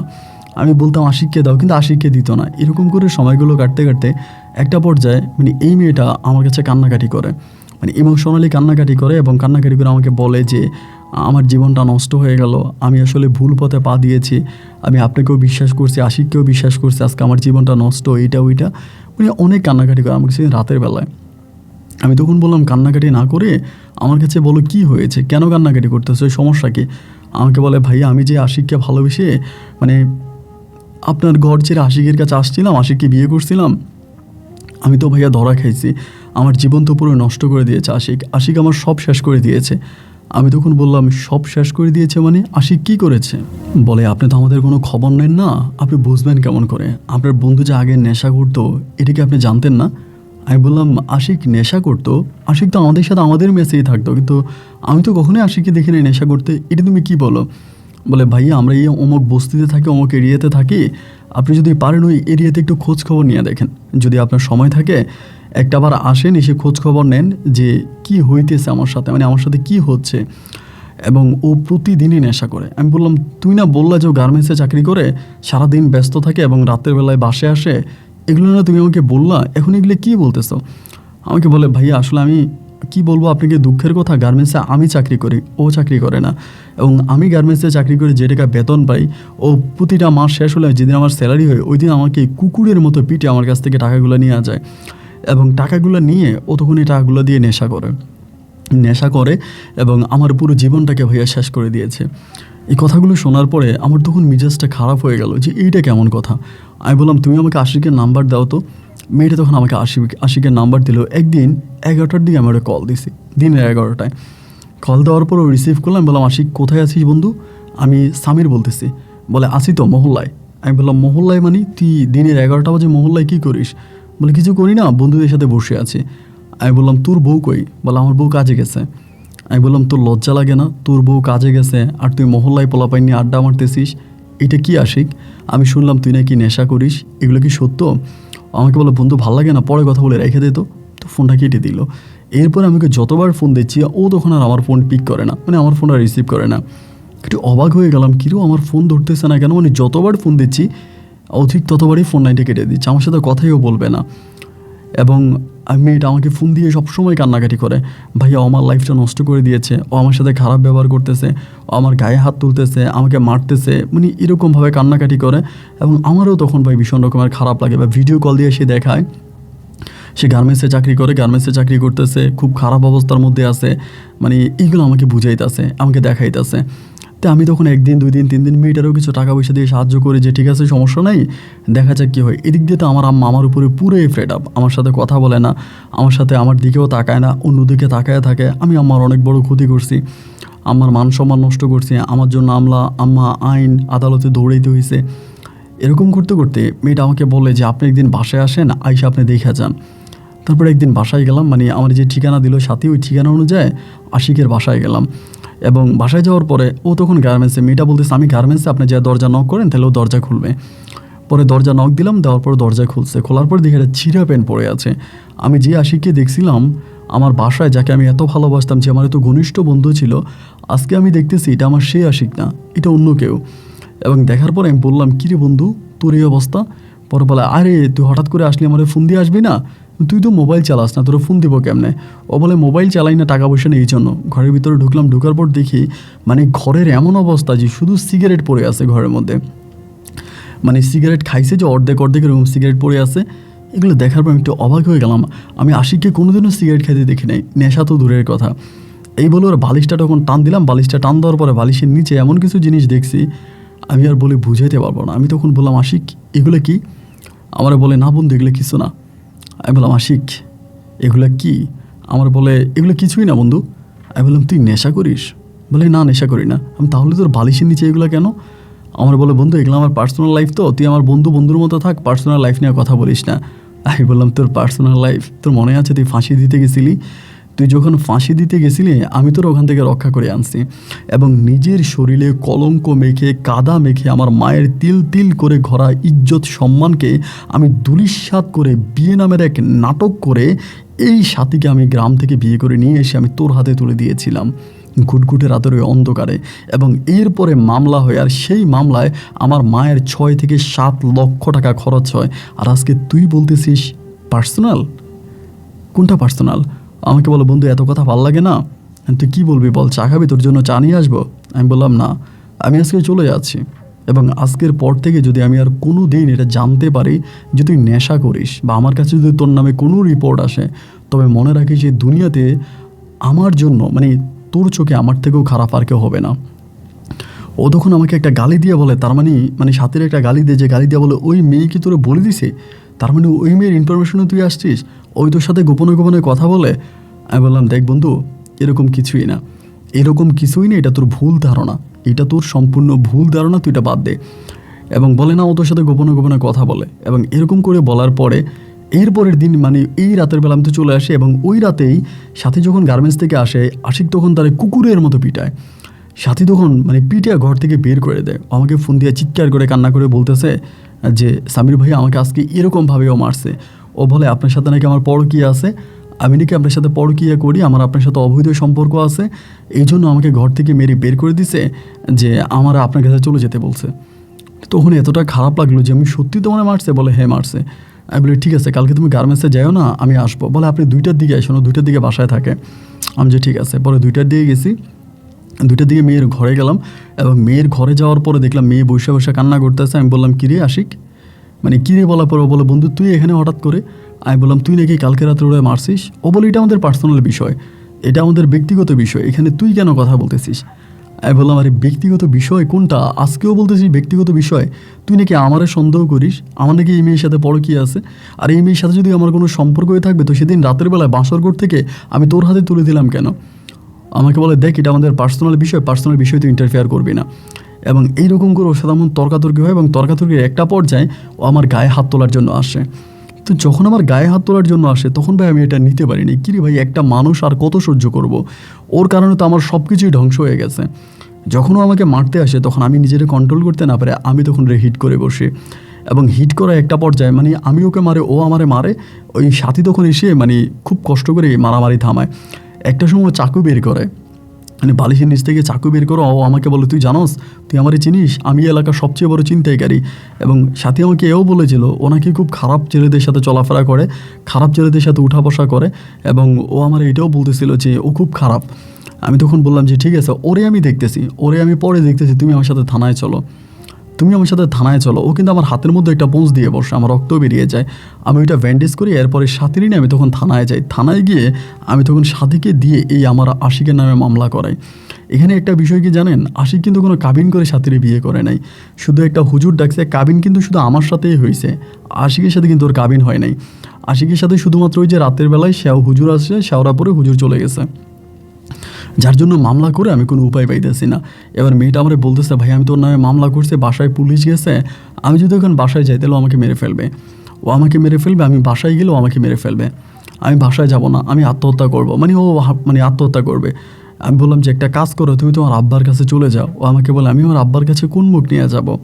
আপনার কি মনে হয় যে আমার আব্বার কাছে আমি যেতে পারবো? আমার আব্বার কাছে যাওয়ার মতো আমার কোনো মুখ আছে? আমার আব্বা আমাকে আস্ত রাখবে? আমার আব্বা তো আমাকে মেরেই ফেলবে, আমাকে তো বাড়ির ত্রিসীমানায় ঢুকতেই দিবে না। আমি যে কাজ করেছি আমার আব্বা সবই জানে, যে আমি পরিকল্পিতভাবে আপনাকে বিয়ে করছি এবং এরপরে আপনি আমাকে আশিকের হাতে তুলে দিয়েছেন, এই সবই আমার প্ল্যানিং ছিল। আমার আব্বা আমাকে কখনোই বাড়িতে তুলবে না। এবং এইসব আমি তখন বড় বিপদে পড়ে যাই। এই মেয়েটাকে না পারতেছি আশিকের ঘরে পাঠাইতে, না পারতেছি মেয়ের পরিবারের কাছে পাঠাইতে। দেখতে দেখতে বিকেল গড়িয়ে সন্ধ্যা হয়ে গেল। আমি তখন আমার একটা ভাড়াটিয়ারে ফোন দিলাম, আমাদের মানে নিচতলা একজন ভাড়াটিয়া আছে, এদের সাথে আমার ভালো সম্পর্ক আন্টির সাথে। আমি আন্টিকে বললাম আন্টি আমি আপনার বাসায় একটা মেয়েকে রাখবো, এটা আমার আম্মাকে বলা যাবে না। আন্টি বলে আচ্ছা ঠিক আছে সমস্যা নেই, তুমি নিয়ে আসো। তো রাতের বেলায় বাইকে করে তখন আমি ওকে নিয়ে আসছি, আইনা ওই আন্টির বাসায় রাখছি, রাইখা বাইকটা নিচতলায় পার্কিং করে আমি তখন বাসায় গেছি। আমার আম্মা তো আমার বলতেছে তোরে না বললাম বাসা থেকে বেরোবি না, তোর যে আমি বারবার বললাম বাসা থেকে বেরোবি না, বাসা থেকে বেরোইলি কেন, মানে আম্মু আমার সাথে বকাবাধ্য করতেছে।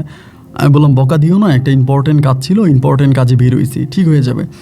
আম্মুকে তখন বলতেছিলাম কিন্তু আম্মু আমি সারাটা রাত ঘুমাইতে পারিনি, কী করব কোনোভাবেই কোনো কিছু বুঝতে পারি না। এবং এরকম করতে করতে তখন আমি মেয়েটাকে একটা জায়গায় মানে ওই বাসার মধ্যে রেখে দিলাম কয়েকদিন। রাখার পর আমি একটা কাজের ব্যবস্থা করলাম যে কোথাও একটা কাজ পাওয়া যায় কিনা। আমার আরেক দুঃসম্পর্কের আঙ্কেলের মাধ্যমে আমি একটা অফিসে একটা কাজের ব্যবস্থা করে দিলাম। ওই অফিসে তখন মেয়েটারে পাঠাইলাম, একটা মেসে থাকার ব্যবস্থা করলাম, ওই অফিসে কাজ দিলাম। উনি আমার আঙ্কেল, আমার বাবার বয়সী। এই বাবার বয়সী লোকটার কাছে যখন কাজে পাঠাইলাম, ওই লোকটা মেয়েরে বলতেছে যে তুমি আমার সাথে একান্ত সময় কাটাতেও হবে, যদি একান্ত সময় কাটাও তাহলে আমি তোমাকে এই পোস্টে কাজে রাখবো, অন্যথায় আমি তোমাকে এখানে কাজে রাখবো না। আমার এখানে যে মেয়ে কাজ করবে সেই আমার সাথে রাতের বেলায় থাকবে, সুতরাং আমি তোমার ওভাবে কাজে নিব না। মেয়ে আমার ফোন করে কান্নাকাটি করে বলতেছে আঙ্কেল তো এটা বলতেছে ওনার সাথে রাতের বেলায় থাকা লাগবে, অন্যথায় উনি আমাকে এখানে কাজে রাখবে না, আমাকে বের করে দিবে। মানে আমার বাবার বয়সী একটা লোক, আমি অবাক হয়ে গেলাম যে এই লোকটা মানে দাড়ি আছে, টুপি আছে, পাঞ্জাবি পরে এবং দেখলে মনে হয় উনি 5 ওয়াক্ত নামাজি এবং প্রচুর পরিমাণে দিনদার একজন ব্যক্তি। এইরকম একটা লোক যে এমন ক্যারেক্টার লুজ হতে পারে এটা আমার কখনো চিন্তা ভাবনার মধ্যেও ছিল না। যাই হোক, কী আর করা, আমার তো কিছু করার নাই। এবং পরিশেষে আমি তখন বললাম যে আচ্ছা ঠিক আছে ফাইন, যা হবার তা হয়ে গেছে, এগুলো বলে তো আর কোনো লাভ নাই, এবং এগুলো বলেও বা কী হবে, আচ্ছা ঠিক আছে বাদ দেন। এবং এইরকম করে তখন আমি কথাবার্তা সব কিছু ঠিকঠাক করলাম, মানে সেটেল করলাম, এবং করে মেয়েকে আমি ওখান থেকে আবারও আমার ওই ভাড়াটিয়ার বাসায় নিয়ে আসলাম। আমি বললাম তুমি এইখানেই থাকো, আমার নিয়ে কোনো টেনশন করো না, তুমি এই জায়গায় থাকো, আমি তোমার টাকা পয়সা দিব। তো ওই জায়গায় তখন আমি আন্টির বাসায় মেয়েটা রেখে দিলাম। 1 দিন 2 দিন 3 দিন 4 দিন ওখানে থাকতেছে। এবার কি আর বলবো ভাই, মানুষের কথা, যে বাসা আমি মেয়েটারে রাখলাম ওই বাসায় আমার ওই আঙ্কেল তখন মেয়েটা দিকে খারাপ নজর দিল। মানে মেয়েটা আমাকে বলতেছে যে আঙ্কেল আমার দিকে খারাপ নজর দিতেছে, আঙ্কেল আমাকে রাতের বেলা আমার রুমে আসার চেষ্টা করে, বা এরকম ঘটনা। আমি ওই জায়গায় মেয়েটাকে রাখতে পারি না। শেষ পর্যন্ত বাধ্য হয়ে আমাদের যে কলেজে পড়াশোনা করতাম ওই কলেজের একটা মেসে তখন আমি মেয়েটাকে রাখতে শুরু করি। এই যে আমি মেয়েটাকে নিয়ে এরকম করতেছি, দৌড়াদৌড়ি করতেছি, এটা করতেছি, আশিকের কিন্তু আর কোনো খবর নাই। থানায় মামলা হওয়ার পরে আশিক যে কোথায় উধাও হয়ে গেল, আমি আশিকের কোনো খবর পাইলাম না। মানে আমার কাছে মনে হয়েছিল আশিক যদি আমার কাছে আইসা সরি বলতো বা বলতো যে বন্ধু আমার ভুল হয়ে গেছে, আমি আবারও সাথীকে আশিকের হাতে তুলে দিতাম। আশিক কিন্তু আর আমার কাছে আসলো না, এবং না আসার পর আমি তখন ওই কলেজের মেসে মেয়েটাকে রাখি। তো এইভাবে মেয়েটা আমাকে ফোন দেয় রাতের বেলায়, কী করেন, কেমন আছেন, ভালো আছেন কি না, খাওয়া দাওয়া করছেন কি না, আপনি আমার জন্য অনেক কষ্ট করতেছেন, আমি আপনার ঋণ কখনো শোধ করতে পারবো না, মানে এরকম ওই রকম অনেক কথা বলতে বলতে, এবং আমাকে বলে আমার ভালো লাগে না সারাদিন বাসায় একা একা বসে থাকি, চলেন না কোথাও থেকে একটু ঘুরে আসি। এবার আমি বললাম যে কোথায় যাবো, বলে আমার না কক্সবাজার যেতে ইচ্ছে করতেছে। আমি যখন আশিককে বিয়ে করছিলাম, আশিক বলছে আমাকে কক্সবাজার নিয়ে যাবে, কিন্তু আশিক আমাকে কক্সবাজার নেয় নাই। আমি তখন বললাম তো আমি তোমাকে কীভাবে কক্সবাজার নিয়ে যাব? বলে আপনি এক রুমে থাকবেন, আমি এক রুমে থাকবো, আমরা 2টা রুম নিব, এবং এটা কোনো বিষয় না, চলেন। আমি বললাম আচ্ছা ঠিক আছে, সমস্যা নাই, যাওয়া যায়। তবে একটা কাজ করো, তুমি তোমার ওই মেস থেকে অন্য একটা মেয়েকে নিয়ে নাও, এবং ওই মেয়ের খরচও আমি দেবো। বলে তাহলে তো ভালোই হয়, তুমি একা একা রুমে থাকবা, ভয় পাবা, আর একটা মেয়ে নিয়ে নাও। পরও একটা মেয়ে নিল। আমারও ভাই মনটা ভালো লাগতেছিল না, ভিতরে অনেক কষ্ট কাজ করতেছে। ভাবলাম একটু মুক্ত বাতাসে ঘুরে আসি, মনটা একটু ফ্রেশ হবে। এই চিন্তা ভাবনা করে আমি তখন সাথী এবং সাথীর ওই বান্ধবীকে নিয়ে কক্সবাজারের উদ্দেশ্যে রওনা দিলাম, এবং কক্সবাজারের উদ্দেশ্যে রওনা দিলাম। ও তখন আরামবাগে আসছে। আরামবাগে আসার পরে আমি দেখলাম ও একা। তাই আমি বললাম আমি তো 3টা টিকিট কাটছি। আমি বললাম যে আমি তো 3টা টিকিট কাটলাম, তুমি যে একা, তোমার বান্ধবী কই? বলে আমার বান্ধবী হঠাৎ করে বলে যাবে না। আমি বললাম কেন যাবে না? বলো ওর বয়ফ্রেন্ডে ওরে মানা করছে। তাই আমি বললাম ওর বয়ফ্রেন্ড ওকে মানা করছে তাইও আসলো না, তো তুমি একা একা যাবা? বলে আমি একাই যাবো, আপনি এক রুমে থাকবেন, আমি এক রুমে থাকবো। এই কথা বলার পরে তখন আমি তারে নিয়ে কক্সবাজার রওনা দিলাম, এবং কক্সবাজার পৌঁছানোর পরে সকালবেলা তখন ও একটা রুম নিল, আমি একটা রুম নিলাম, দুইজনে 2টা রুম নিয়ে আলাদা আলাদা থেকে গেলাম। বিকেলবেলা হলো, বিচের পাড়ে ঘুরলাম, ঘুরে রাতের বেলায় যখন শুইতে আসছে ওর রুমে গেল, আমি আমার রুমে, এবং রাত্র প্রায় আপনার 2টার দিকে আমাকে ফোন দিতেছে, ফোন দিয়ে কান্নাকাটি করতেছে। কান্নাকাটি করে আমাকে বললে যে আপনি তাড়াতাড়ি একটু আমার রুমে আসেন। আমি যে কেন, কী হয়েছে? বলে আসেন। তারপর রুমে গেছি, যাওয়ার পরে বলে যে এই রুমটার মধ্যে সমস্যা আছে। আমি বললাম কী ধরনের সমস্যা? বলে রুমটার মধ্যে সমস্যা আছে, এই রুমটার মধ্যে এরকম এরকম কে জানি বাথরুমে বসে বসে কান্না করে। আমারে বলে যে কে জানি বাথরুমে বসে বসে কান্না করে, আমি এরকম সাউন্ড পাইছি। আমি বললাম যে আরে না, বাথরুমে বসে কান্না করবে কে? আচ্ছা ঠিক আছে, তুমি ওই রুমে যাও, আমি এই রুমে থাকি। পরে আমি কি করলাম, সাথীরে ওই রুমে পাঠায় আমি এই রুমে রয়ে গেলাম। একইভাবে সে রাতে আবার আমাকে ফোন দিয়ে বলে তার ভয় লাগে, সে একা থাকতে পারবে না। আমি তখন বললাম তো একা যদি থাকতে না পারো তাহলে চলো আমরা বিচের পাড়ে গিয়ে বসে থাকি বা নিচে কোথাও যাই। ও বলে না, এত রাতে বের হবো না, আমরা এক রুমেই থাকি। আমি তখন বললাম এক রুমে থাকবো মানে কেন আমরা এক রুমে থাকবো? ও আমাকে বলে না, আমরা এক রুমেই থাকি, আপনার কোনো সমস্যা নাই, আপনি আসেন। মানে একরকম জোর জবস্তি করে সেইটা তো আমাকে ওর সাথে রাখে, এবং রাখার পরে আমি জানি অনেকে আমার দোষ দেবে, কিন্তু আমি জানি না যে আসলে আমি নিজেও আমার কন্ট্রোল হারিয়ে ফেলি, এবং একটা পর্যায়ে তার সাথে সেদিন আমার ওই রুমের ভিতরে শারীরিক সম্পর্ক হয়। এবং শারীরিক সম্পর্ক হওয়ার পরে ওকে আমি ওইখানে যা কয়েকদিন ছিলাম, একসাথেই ছিলাম, প্রায় 10 দিনের মতো ছিলাম। 10 দিন পর আমি ওকে আবারও নিয়ে আসছি ঢাকাতে আনার পরে আমি ওর ওই ম্যাচে রাখতেছি, আমি এখানে থাকতেছি, এবং যখনই মানে মন চাইতেছে ওর সাথে শারীরিক সম্পর্ক করতেছি, ঘুরতেছি ফিরতেছি, ওর সাথে আসি। তো এরকম করতে করতে ওর প্রতি আমার একটা দুর্বলতা কাজ করতে শুরু করে, মানে অনেকটা দুর্বল হয়ে যায়। আর এইদিকে আশিকের কিন্তু কোনো খবরই নেই। একটা পর্যায়ে আমি চিন্তা করলাম মেয়ের জীবনটা তো আমি একরকম নষ্টই করে দিলাম, আমি মেয়েটাকে বিয়ে করব। এবং বিয়ে করার একটা পরিকল্পনা আমি তখন গেলাম। আমি ওকে বললাম যে তুমি যদি রাজি থাকো তাহলে আমি তোমাকে বিয়ে করব, এবং আমরা দুজনেই একসাথে থাকবো। এবং এইটা শোনার পরে ও বলে যে আমার জন্য এর থেকেও বড় সুখের খবর তো আর কিছু হতে পারে না, এইটা আমার জীবনের সবচেয়ে বড় সুখের খবর, আমি এই প্রস্তাবে রাজি। এবং ও যখন রাজি হওয়ার পরে আমি তখন আমার মাকে না জানিয়ে গোপনে ওকে বিয়ে করে ফেলি, কলমা কাবিন করে আবারও বিয়ে করি। এবং বিয়ে হবার কিছুদিন পরে আমি আমার মাকে বিষয়টা জানাই। জানানোর পরে আমি কিন্তু বলি না যে মেয়েটা ওই মেয়ে, সাথে আমি বললাম যে অনাথ একটা মেয়েকে বিয়ে করছে, বাপ মা কেউ নেই, এতিম, এমনি বললাম আমারে পটায় টটায় অনেক কষ্টের পরে তখন আমি এই সাথীরে আমার বাসায় উঠাই। যদিও আমার রাজি হচ্ছিল না, সাথীকে বাসায় উঠাই, এবং বাসায় উঠানোর পরে সাথী তখন আমার বউ হিসাবে আমাদের ঘরের মধ্যে আসে। ও ঘুরতেছে ফিরতেছে, আমার সাথে থাকতেছে। আম্মাও কিন্তু মানে আমাকে এতটাই ভালোবাসতো যে ওর সম্বন্ধে আর ডিটেলস কোনো খবর নেই যে কীভাবে আসলো বা কী আসলো বিষয়। আমি বলছি যে মানে এতিমখানায় বড় হয়েছে, ওইখান থেকে একটা আন্টির বাসায় থাকতো, ওই বাসা থেকে আমাকে বিয়ে করছে। তা আমার আম্মাও যেহেতু একজন হতভাগা মানুষ, সেও যেহেতু তার সব কিছু হারিয়েছে, এই মেয়েটাও যেহেতু সব কিছু হারানো, আমার আম্মা তখন এটাকে সাদরে গ্রহণ করে নিল। আমি তখন ওকে আমার ঘরে রাখলাম। এখন আমার ঘরে আসার পরেই ও তখন অনেক কিছু দায়িত্ব পালন করতে শুরু করছে। মানে কখনো দারোয়ানকে ধমকাধমকি করতেছে, কখনো বাড়িওয়ালাকে মানে ভাড়াটিয়াদের ধমকাধমকি করে, মানে নিজেকেই বাড়ির মানে কর্তা হিসেবে ও দাবি করতেছে। এবং ও ওর বাবা মায়ের সাথেও তখন যোগাযোগ করে, ফোনে কথাবার্তা বলে। ওর বাবা মা কিন্তু কখনো আমাদের বাসায় আসে না, কিন্তু আমি শুনতাম ও মাঝে মাঝে ওর বাপ মায়ের সাথে কথাবার্তা বলতো। এরকম করে 1 দিন 2 দিন 3 দিন করে সময়গুলো কাটতেছে। এবং এরকম করতে করতে একটা পর্যায়ে আমাকে সহ্য করতে পারতো না। মানে আমার মায়ের সাথে এইটা নিয়ে ওইটা নিয়ে বা বিভিন্ন বিষয় নিয়ে আমার আম্মার সাথেও লাগে যেত। তো আমার আম্মা আমাকে বলতো যে মেয়েটার কাছ থেকে সাবধানে থাকবি, এই মেয়েটার স্বভাব চরিত্র কথাবার্তা আমার কাছে ভালো লাগে না, আমার কাছে কেন যেন অন্যরকম মনে হয়। এবার আম্মুর সম্বন্ধে খোঁজ খবর নিতে শুরু করে।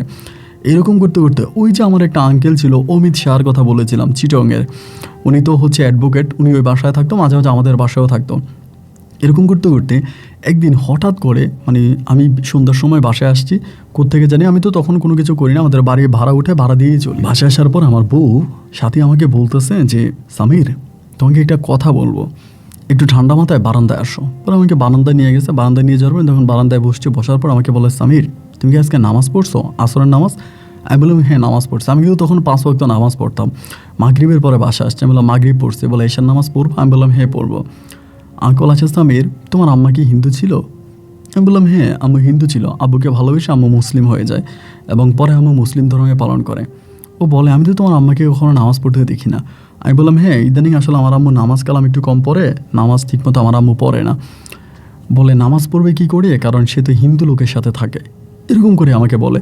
আমি বললাম সাথী আর ইউ ক্রেজি, তুমি কার সম্বন্ধে কী বলতেছো, মানে আমার মায়ের সম্বন্ধে আমার কাছে বলতেছো, এটা কেমন কথা? আমাকে বলেন আমি তো মিথ্যা বলি নাই, আমি যেটা বলছি এটা আমি সত্যিই বলছি। তোমার আম্মু ওই যে অমিত আঙ্কেল আছে, অমিত আঙ্কেলের লোকে রাতের বেলায় ইটিস পিটিস করে।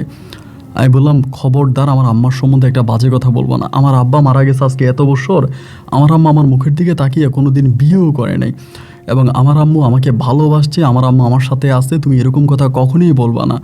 ও আমাকে বলে তোমার বিশ্বাস হয় না? আমি বললাম যে না। অতক্ষণ করে কি ওর মোবাইলের ভিতরে একটা ভিডিও মানে চালু করে, এবং ভিডিওটা দেখার পরে আমি যেহেতু আমার জন্মদাতা মা, আমি এই বিষয়ে আর বেশি কিছু বলতে চাই না। এবং আমার তখন এত কষ্ট হয়, মানে এত খারাপ লাগে যে আমার আম্মা এই কাজটা কীভাবে করতে বলে একটা হিন্দু লোকের সাথে। 1 দিন 2 দিন 3 দিন 4 দিন করে আমি তখন আর আম্মুকে সহ্য করতে পারি না, মানে আম্মুর সাথে ঝগড়া করি, ঝামেলা করি, কারণে অকারণে আম্মুর সাথে খারাপ ব্যবহার করি। এরকম করে সময়গুলো কাটতে কাটতে একদিন হলো কি, মানে আমি যে কোনো একটা বিষয় আম্মুর সাথে লেগে গেছি, মানে ঝগড়া লেগে গেছি। ঝগড়া লেগে আমি বলতেছি অমিত আঙ্কেল আমাদের বাসায় কেন আসবে, এবং অমিত আঙ্কেলের সাথে তোমার অবৈধ সম্পর্ক আছে, মানে রাগ করে আম্মুকে বলে ফেলি। এবং বলে ফেলার পরে সেদিন আম্মুও সহ্য করতে পারিনি আমার কথা, আমিও আম্মুর কথা সহ্য করতে পারিনি। আমি সেদিন আম্মুর গায়ে হাত তুলি, মানে এই প্রথম আমি আমার আম্মুর গায়ে হাত তুলি, আমার জীবনের এই প্রথম। আম্মুর গায়ে হাত তোলার পরে আম্মু তখন রাগ করে বাসা থেকে বেরিয়ে যায়। আম্মু তখন রাগ করে বাসা থেকে বেরিয়ে যায় এবং আম্মু আমাকে বলে যে আমি জীবনে আর কখনোই এই বাসায় আসবো না, আমি জীবনে আর কখনোই এই বাসায় আসবো না। আম্মু আমার বাসা থেকে বেরিয়ে যায়। আপনি শুনলে অবাক হয়ে যাবেন, আম্মু আমার বাসা থেকে বের হয়ে ওই অমিত শাহর বাসায় চলে যায়। ওনার ওয়াইফ তখন মারা যায়, উনি তখন ঢাকা থেকে আপনার চিটং থেকে ঢাকায় চলে আসে, ওনার সাথে গিয়ে থাকতে শুরু করে। তো এভাবেই 3 দিন থাকার পর আম্মু একদিন আমাকে ফোন দেয়, রাতের বেলায় ফোন করে আমাকে বলে যে এই কথাটা আমি তোমাকে বলবো বলবো করে বলা হয়নি, আজ আমি তোমাকে এই কথাটা বলতে চাই। আমার মা আমাকে বলে, সাথে আমার বউ কিন্তু আছে, লাউড স্পিকার দেওয়া। আমি বললাম ঠিক আছে বলো তুমি কি বলতে চাও, যেটা বলতে বলতে গিয়েও তোমার বলা হয়নি। আম্মু আমাকে বলে তোর আব্বা মারা যাওয়ার পরে বহু বছর পর আমি তখন এই অমিত শাহকে বিয়ে করি এবং হিন্দু ধর্ম গ্রহণ করে আমি বিয়ে করি, এবং বিয়ে করে আমি এই লোকের সাথে আসি। তা আমি তো নামাজ পড়তাম না, তুই তো বুঝবি যে আমি কেন নামাজ পড়ি না। আমি ওই লোককে বিয়ে করি এবং বিয়ে করার পর আমি যে মাঝে মাঝে চিটংয়ে গিয়ে 1 মাস 1.5 মাস থাকতাম, আমি মূলত ওনার কাছে থাকতাম। আমি ওনাকে বলেছি যে তুই ছোট মানুষ, তুই যদি শুনতে পাস যে আমি হিন্দু হয়ে গেছি এবং হিন্দু হয়ে অমিত শাহকে বিয়ে করছি, তুই মনে অনেক কষ্ট পাবি। আমি তোর মনে কষ্ট দিতে চাই নাই, আর তোর মনে কষ্ট দিতে চাই নাই বলে আমি এই বিষয়টা সম্পূর্ণভাবে লুকিয়ে রাখছি। আমি তোর কষ্ট দিতে চাই না। আমি ভেবেছিলাম যে একদিন তোকে বলবো, কিন্তু এই বলাটা হয়ে ওঠেনি। আমি আসলে অমিত শাহর সাথে কোনো খারাপ সম্পর্কে জড়াই নেই। আমি আমার ধর্ম অনুযায়ী ওনাকে বিয়ে করছি এবং ওনার সাথে আমি বৈধ সম্পর্কে ছিলাম, এবং তুই চাইলে আমাদের হিন্দু ধর্মের বিয়ের যে রীতিনীতি আছে সেগুলো দেখতে পারিস। আমি তখন বললাম আমার বাবা মারা যাওয়ার পরে তুমি হিন্দু হয়ে হিন্দু লোককে বিয়ে করলা, এরপরে তুমি আবার আমার সাথে কথা বলতেছো? আমি তোমার সাথে কথাই বলতে চাই না। আমার বউ বলে এগুলো এখন নাটক, ঘরের মধ্যে আসার, বাসার মধ্যে আসার একটা নাটক করতেছে, তুমি ওনাদের কথা বিশ্বাস করো না, ওনাদের কথা তুমি বিশ্বাস করো না, মায়ের কথা তুমি বিশ্বাস করো না, সে খুব চিটার। আমি বললাম হ্যাঁ আসলেই তাই। পরে আমি আর আম্মার সাথে কথা বলি না। আমি ঘরের মধ্যে থাকতেছি, এরই মাঝে মাঝে ও নারায়ণগঞ্জ ওদের বাড়িতে যাইতো, আবার আমার বাসায় আসতো। এইভাবে যাতায়াতের মধ্যে মাঝে মাঝে থাকতো এবং কিছুদিন পরে আমার মা এইভাবে চলে গেল। আমিও মানসিকভাবে অনেকটা ডিপ্রেশনে চলে গেলাম, খাওয়া দাওয়া করি না, ঘুমাই না, ঘরের মধ্যে একা একা বসে থাকি, কান্নাকাটি করি। ও আমাকে বুঝায়, তুমি মন খারাপ করো না, তুমি নিজেকে ঠিক রাখো, সব কিছু ঠিক হয়ে যাবে। এরকম করতে করতে একটা সময় তখন প্রেগনেন্ট হয়, মানে ওর পেটে বাবু আসে। তার পেটে বাবু আসার পর আমি খুশি হয়ে আলহামদুলিল্লাহ ও সন্তান হয়েছে, তাহলে ওর তো আমার একটা সুখের সংবাদ। এখানে একটা বার যেমন মেয়ে হয়, মানে ওর ঘরে আমার একটা মেয়ে হয়, এবং মেয়েটা হওয়ার পর আমি ভাবলাম মাকে নিয়ে আসি। মা হিন্দু হোক মুসলিম হোক যাই হোক, মা তো আমাকে 10 মাস 10 দিন পেটে ধরছে। এরপরে সাথী আমারে বলতেছে না তুমি তোমার আম্মারে আনবা না, তোমার আম্মারে কেন আনবা, তোমার আম্মা এখানে আসতে পারবে না। ও ডিরেক্টলি আমাকে বলে যে আম্মুকে এখানে আনা যাবে না। তাই আমি বললাম ঠিক আছে, তুমি যদি বলতেছো আম্মুকে এখানে আনা যাবে না, ঠিক আছে, আমি আর আম্মুকে এখানে আনলাম না, মানে আমি আম্মুকে আর এই জায়গায় আনবো না। ওর কথা মতো আমি আর আম্মুরে আনলাম না। এবং দেখা গেলো আমি যখন আম্মুকে নিয়ে আসি নাই, ওই তখন আমার সাথে আছে, মেয়েটা তখন আস্তে আস্তে করে বড় হইতে আছে, আমার মেয়েটা, আমার সামিয়া তখন বড় হইতেছে। এরকম করে বড় হতে হতে আমার মেয়েটার তখন বয়স প্রায় 1.5 থেকে 2 বছরের কাছাকাছি। ওই মুহূর্তে আমি হঠাৎ করে একদিন অসুস্থ হয়ে পড়ি, এবং এতভাবে অসুস্থ হয়ে যাই যে আমি বিছনা থেকে উঠতে পারি না। আমি খাওয়া দাওয়া করতে পারি না, এবং মানসিকভাবে আমি অনেকটা দুর্বল হয়ে যাই, এবং এতটাই দুর্বল হয়ে এতটাই অসুস্থ হয়ে যায় যে আমাকে যে কেউ দেখলে চোখে পানি চলে আসবে।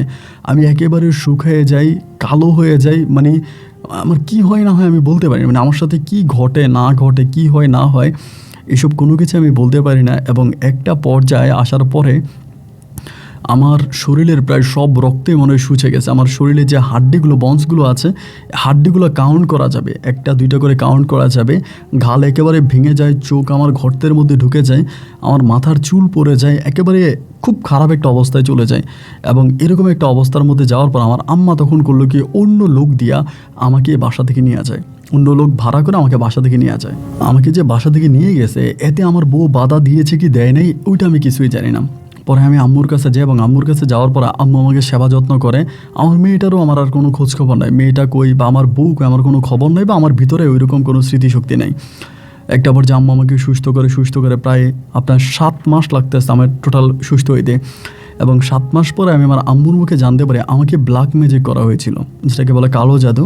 আমার মাথার চুল, শরীরের কাপড় এবং হাতের নখ দিয়ে কালো জাদু করে, এবং কালো জাদু করে আমাকে হাতে নিয়ে নাচাইছিল, মানে আমাকে মেরে ফেলতো, এরকমভাবে আমাকে মান মারা হয়। তা আমি তখন সুস্থ হওয়ার পর আমি মারে বললাম যে মা, আমি সাথীর কাছে যাব, আমি আমার বাসায় যাব, মানে এরকম পরিকল্পনা করলাম যে আমার মেয়ে আসতে, আমার মেয়ের কাছে যাবো, আমি আমার বাসায় যাব। আমার আম্মা তখন আমাকে বলে কোন বাসায় যাবি? আমি বললাম কোন বাসায় মানে, এটা তুমি কি বলতেছো, কোন বাসায় যাবো মানে? আমি ওই বাসায় যাব যে বাসায় আমি থাকতাম, আমার বাসায়। আমার আম্মা বলে তোর বাসা কি তোর এখনও আছে? আমি বললাম এটা তুমি কি বলো, আমার বাসা আমার থাকবে না কেন? আমার মা বলে তোর বাসা না তুই তোর বউয়ের নামে লিখে দিলি। আমি বললাম বউয়ের নামে লিখে দিয়েছি? এটা তুমি কি বলো, কার নামে লিখে দিয়েছি? মা বলে সাথীর নামে, তুই নাকি তোর বাড়ির সাথীকে লিখে দিছিস। আমি বললাম মা তুমি কি পাগল হয়ে গেছো, আমি আমার বাড়ি কেন সাথীকে লিখে দিতে যাব? আমার আম্মা বলে সাথী যে বললো সাথীর নামে তুই বাড়ি লিখে দিছিস, এবং সাথী তো এখন এই বাড়ি বুক দখল করতেছে। আমি বললাম মা আমি কখনোই সাথীর নামে বাড়ি লিখে দিই নাই, কোনোদিনও আমি সাথীর নামে বাড়ি লিখে দিইনি, এটা পুরোই মিথ্যা কথা। আমি কেন আমার বাড়ি সাথীর নামে লিখে দিতে যাব, তুমি কি পাগল হয়ে গেছো? এবার আমি তখন আসলাম, এই বাসায় আসছি, এবং বাসায় আসার পরে দেখলাম যে বাসার মধ্যে আপনার মানে অন্য লোক, মানে দারোয়ান আছে, পাহারাদার আছে, এরা আমাকে বাড়ির মধ্যে ঢুকতে দেয় না। এবং আমার যে স্বামীর বিলা লেখা ছিল ওইটা পাল্টায়া ওই মানে সাথী ভবন লিখে দিচ্ছে, মানে এই বিলার নামই পুরো পরিবর্তন করে ফেলে। এবং আমি তখন সাথীর খোঁজখবর নিতে চেষ্টা করি, সাথী এখানে নাই, এবং সাথী এখানে নাই। এবং অনেক পরে আমি আপনাকে কি বলবো, হয়তো এটা শুনলে আপনি আত্রায় উঠবেন, মানে আপনি কাঁপ দিয়ে উঠবেন, আপনি সহ্য করতে পারবেন না। আমিও সেদিন সহ্য করতে পারিনি যে আমি কিছুদিন পরে জানতে পারি যে সাথী আমার বন্ধু আশিকের সাথে আছে, আমার বন্ধু আশিকের সাথে সাথী আছে। শুধু তাই নয়, এরপরে আমি খোঁজখবর নিয়ে জানতে পারি আমি ওকে আমাদের বাসায় যে নিচতলা ভাড়াটিয়ার বাসায় রাখছিলাম, ওই ভাড়াটিয়ার ও যে বলছিল ওই ভাড়াটিয়ার যে পুরুষ আছে ওর দিকে খারাপ নজর দিচ্ছে, এটা পুরোই মিথ্যা কথা। ওর দিকে উনি কখনোই খারাপ নজর দেয় না, উনি ওকে মেয়ের মতো দেখতে। এবং ইনারা বলতো যে এই আশিকের ছবি আমি দেখেছি, তারা বলতেছে এই ছেলেটা মাঝে মাঝে বাসায়ও নাকি আসতো, অথচ আমি জানতাম না। এবং যে আঙ্কেলের বাসায় আমাকে চাকরি দিয়েছিলাম, মানে আঙ্কেলের অফিসে, ও আমাকে বললো ওই আঙ্কেল নাকি ওর দিকে খারাপ নজর দিয়েছে, খারাপ কাজ করতে চাইছে। আঙ্কেল নাকি ওনাকে অফার করছে যে রাত্রেবেলা ওর সাথে থাকতে হবে, আঙ্কেলের সাথে থাকতে হবে যদি ওখানে চাকরি করে। দ্যাট ইজ কমপ্লিটলি রং, এটা পুরোই মিথ্যা কথা। আমি পরে আঙ্কেলের সাথে যোগাযোগ করি এবং আঙ্কেলের যে অফিসের লোকজন আছে তারা বলে উনি মানে 2 বার হজ করা লোক, উনি জীবনে এই ধরনের কাজ করবে না, অন্য মেয়েরা চাকরি করে না, এটাতে আপনি কী বলেন? পরে আমি বুঝতে পারি যে ছলে বলে কৌশলে ওই আশিক সহ মিলে একটা প্রতারণা করে আমার ভিতরে ঢুকছে আমার বাড়িটা আমার কাছ থেকে নিয়ে যাওয়ার জন্য, এবং সেই বাড়িটা সে লিখে নিল। এবং এরপরে আমি কান্নাকাটি করি, চিৎকার করি, আমার আম্মাকে বলে আম্মা আমার বাড়ি ফিরে আইনা দাও, আম্মাকে বলি আম্মা আমার বাড়ি ফিরে আইনা দাও, আমার বাড়ি কীভাবে নিয়ে গেল। এবং এরকম পরিস্থিতির মধ্যে তখন আমি করলাম কি, ওর নামে দিলাম মামলা, ওর নামে আশিকের নামে তখন মামলা দায়ের করলাম। মামলা করার পরে এই মামলা তখন মামলা প্রক্রিয়াধীন আছে, মামলা চলতেছে। এই অবস্থার মধ্যেই ও তখন করে কি, হঠাৎ করে আমার মেয়েটাকে নিয়ে দেশের বাইরে চলে যায়, আশিককে দেশে রেখে দেশের বাইরে চলে যায়। এবং আমি তখন আশিককে বন্দি করতে পারি, মানে আশিককে আমি তখন আটকায় আমি আশিককে আমাদের যে বিল্ডিংয়ে আমি থাকতাম ওখানে নিয়ে আসি। আশিককে মারার পর আশিক আমাকে বলে ও আমাকে যেমন প্ল্যানিং শিখিয়ে দিয়েছে আমি সেই প্ল্যানিংয়ে কাজ করছি, আমাকে তুই মেরে ফেল। এরপর আশিককে আমি অনেক মারি, আমার জীবনে মনে হয় না যে এরকম মায়ের আমি কাউকে দিয়েছিলাম। ওরে খুব মেরে ওরে আমি জেলে দিয়ে দিই, একটা অন্য আরও 8-10টা মামলা দিয়ে সারা জীবনের জন্য লাইফে আমি বরবাদ করে ওকে জেলে ঢুকিয়ে দিই। এবার বাড়ির মামলা আমি তখন লড়তেছি। আপনি এই মামলা 1 দিন 2 দিন নয়, দীর্ঘ প্রায় 7 বছরের মতো মামলা চলে। এই 7টা বছর পরে আমি তখন এই মামার বাড়ি পুনরায় আবার ফিরে পাই। আপনার 2022 সালের দিকে আমার মামলা রায় আসে এবং 22 সালে আমি আমার বাড়ি ফিরে পাই। এবং বাড়িটা ফিরে পাওয়ার পরে যেটা হইলো, ওই পর্যন্ত কিন্তু আমার মেয়েটা ওর সাথে, ও আমাকে ফোন দিত মাঝে মাঝে, ও বিদেশে চলে যায়, একটা আরব দেশে চলে যায়, আমাকে মাঝে মাঝে ফোন দিয়ে আরব দেশে আমাকে বলে, আসলে এক্স্যাক্টলি ও কোন দেশে আছে এটা আমি জানি না, শুধু জানি ও দেশের বাইরে আছে। আমাকে ফোন দিয়ে বলে যে ওর মেয়ে আমারে বলে যে তোমার মেয়ে আমার কাছে এটা ওইটা। তো বাড়ি যখন আমি ফিরে পাই ওই মুহূর্তে আমার পরিবার আমাকে আবার একটা বিয়ে করায়, আমার লিমা নামের এক মেয়েকে আমাকে বিয়ে করানোর পর আমি তখন আমার ওয়াইফকে নিয়ে আছি। আমি ওই বেইমানের সাথে আর কথা বলি না, আপনার সাথীর সাথে আর কথা বলি না। ও মাঝে মাঝে ফোন করে, আমি ফোন করলে শুধু বলে আমার মেয়েটার সাথে একটু কথা বলবো, আমার মেয়েটাকে একটু দাও, এটা বলে আমার মেয়েটাকে দেয়। আমি তো মেয়েটার সাথে একটু কথা বলে আমার মেয়েকে আমাকে দিয়ে দাও, আমার মেয়ে আমাকে দেয় না। তো আমি এরপরে যে লিমাকে বিয়ে করি, ওই লিমার সাথে আমি বহু বছর সংসার করি, কিন্তু লিমার ঘরেও কোনো সন্তানাদি হয় না। এখানে সেখানে ডাক্তাররা বলতেছে আমাকে অনেক ইনজেকশন ফোর্স করা হয়েছিল, আমি যাতে কখনো বাচ্চা না নিতে পারি, আমার যাতে কখনো বেবি না হয়, এই জন্য আমাকে অনেক ওষুধও আমার বউ সাথে খাওয়াইছিল, এই কারণে আমার এরকম পরিস্থিতি।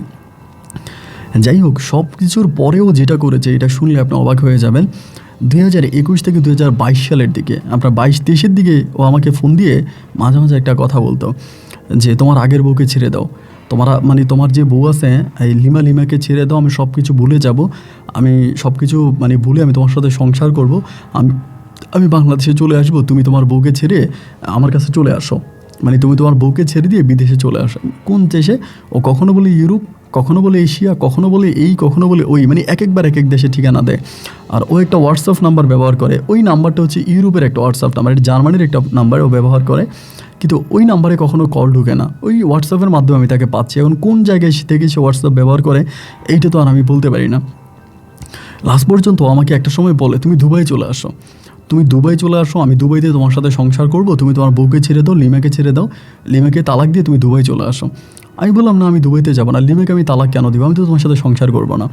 এরকম পরিপ্রেক্ষিতে একটা পর্যায়েও করলো কি, আমার মেয়েটার উপরে টর্চার শুরু করলো, আমাকে ভিডিও কল দিয়ে দেখা, আমার মেয়েটার উপরে টর্চার করতেছে। আর আমার মেয়েটার নাম হচ্ছে সামিরা, আমার মেয়েটার নাম হচ্ছে সামিরা। তো আমার মেয়েটা একটু প্রতিবন্ধী ছিল, প্রতিবন্ধী হয়েছে আর কি, একটু মানসিক প্রতিবন্ধী হয় না, একটু বোকা শোকা টাইপের, এরকম হাবা গোবা টাইপের, ওই টাইপের হয়েছে।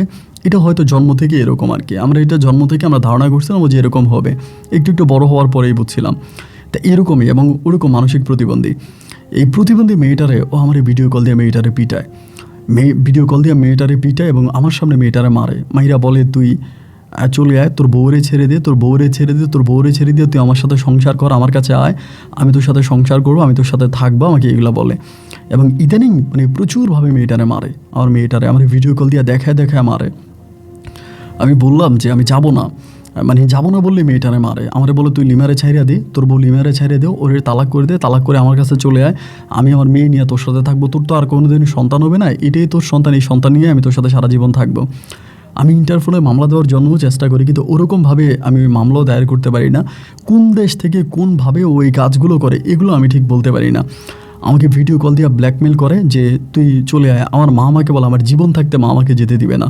মা আমার পাসপোর্ট সব কিছু লুকিয়ে রাখে, আমাকে বলে আমি তোর পাসপোর্ট দিলে তুই এখন চলে যাবি এবং ওইখানে গেলে পরে তোর বউ তোকে মেরে ফেলবে, এই বউ তোকে মেরে ফেলবে, তোরে ওই বউয়ের কাছে আমি যেতে দিব না। আমার আম্মা আমাকে যেতে দেয় না। আর এদিক দিয়ে আমি নাম্বার চেঞ্জ করে ফেলি, মানে নাম্বার চেঞ্জ করাই ফেলে আমার মা। এরপরও কীভাবে জানি আমার নাম্বার পেয়ে যায়, আমার ইমো নাম্বার পেয়ে যায়, আমার হোয়াটসঅ্যাপ নাম্বার পেয়ে যায়, মানে কীভাবে পায় ও আল্লাহ তাআলাই ভালো জানে। এবং ওই নাম্বারগুলোতে আমার কল দেয়, কল দিয়ে আমার বলে, দেখ তোর মেয়েরে মারতেছে, আমার মেয়েটারে গলার মধ্যে পাড়া দেয়, মেয়েটারে মারে এবং লাঠি নিয়ে কুত্তা, মানে কি বলবো যে ভাই, কুকুরের মতো আমার মেয়েটারে পিটায়। আমি চোখের পানি ধরে রাখতে পারি না। আমারে বলে তুই চলে আয়, তুই আমার কাছে চলে আয়। আমি কই আসবো? আমার বলে দুবাই আয়। আমার মা বলে দুবাই গেলে তোরে মেরে ফেলবে, ও দুবাই নিতে পারলেই তোরে মেরে ফেলবে। এবং এরকম করে এখনও মাঝে মাঝে আমাকে ফোন দেয়, ফোন দিয়ে আমার মেয়েটারে মারে। কিন্তু মেয়েটার কষ্ট আমি সহ্য করতে পারি না। আমার ছোট্ট মেয়ে সামিরা, ওর তো কোনো দোষ নাই, ও তো কোনো অন্যায় করে না, ও তো কোনো অপরাধ করে নাই, কিন্তু ওরই মানে ওরে যে মারো তো প্রতিবন্ধী, শুধু চিৎকার করে কাঁদে আর বাবা বাবা বলে আমার দিকে তাকায়, কাঁদে। আমি এই কষ্ট সহ্য করতে পারি না। এবং একটা পর্যায়ে আমার এখন কেন জানি মনে হচ্ছে আমার মেয়েটার জন্য আমার বুকটা ছিঁড়ে যাচ্ছে। মাঝে মাঝে মেয়েটার জন্য কাঁদি। আমি এখন পরিকল্পনা করছি আমি মেয়েটার কাছে চলে যাব, ও আমাকে মেরে ফেললে মেরে ফেলুক। আমি যাকে বিয়ে করছি লিমার ঘরে তো কোনো সন্তানাদি হয় নাই। আমাকে দুবাই যেতে বলবে, বয়জন আমি পাসপোর্ট চুরি করে হলেও দুবাইতে চলে যাব এবং সেখানে গিয়ে আমি আমার প্রতিবন্ধী মেয়েটাকে বুকে নিয়ে বাকি জীবনটা বেঁচে থাকবো। আমার মেয়ের জন্য আমি প্রতিটা রাতে কান্না করি, কিন্তু মেয়েটাকে আমি আর আমার কাছে আনতে পারি না। ওর বাবা মাকে আমি পুলিশের ওর বাবা মায়ের নামে মামলা দায়ের করি, ওর বাবা মাকে আমি রিমান্ডে পর্যন্ত, কিন্তু তারা বলে তাদের মেয়ের সাথে তাদের কোনো যোগাযোগ নাই। কোন দেশ থেকে এই সাথী আমার সাথে এগুলো করে আমি তা কিছুই বলতে পারি না। ওর বাবা মাকেও ধরে কোনো লাভ হলো না, আমি ওর কোনো ঠিকানাই পাই না। 15 দিন 20 দিন পরে হঠাৎ করে হোয়াটসঅ্যাপে আমি হোয়াটসঅ্যাপ ডিলিট করে দিই, ইমো ডিলিট করে দিই, কিন্তু ডিলিট করে আমি থাকতে পারি না। আমি নিজে আবার এগুলো অন করি এবং অন করার পরেও আমাকে কল দিয়ে আমাকে এগুলো দেখায়। বড় কষ্টে জীবন কাটাইতে আসি, না পারি কাউকে বলতে, না পারি সহ্য করতে। যার কারণে আমি আপনাকে আমার ঘটনাগুলো জানালাম। আমি কি করব, আমাকে আপনি একটা বুদ্ধি দিতে পারেন ভাই, আমার কি করা উচিত? সবাই আমাকে বলে আমি যাতে আমার ওই বউ আর বাচ্চার কাছ থেকে সরে যাই, কিন্তু বউয়ের কথা বাদ, কিন্তু বাচ্চা ছাড়া আমার মনে হয় আমার মরে যাবো ভাই। আমার বাচ্চাটা আমার চোখের সামনে ভাসতে থাকে। আমি আপনাকে মানে কিভাবে বুঝাবো যে মাঝে মাঝে আমি অন্য মোবাইল দিয়ে যদি ভিডিও করতে যাই ও তখন কেটে দেয়। তারপর আমি আপনাকে ছোট্ট একটা ভিডিও দিলাম, দেখেন আমার মেয়েটার উপরে কীভাবে টর্চার করে। যদি পারেন আমাকে একটা ভালো পরামর্শ দিবেন। ভালো থাকবেন। আসসালামু আলাইকুম।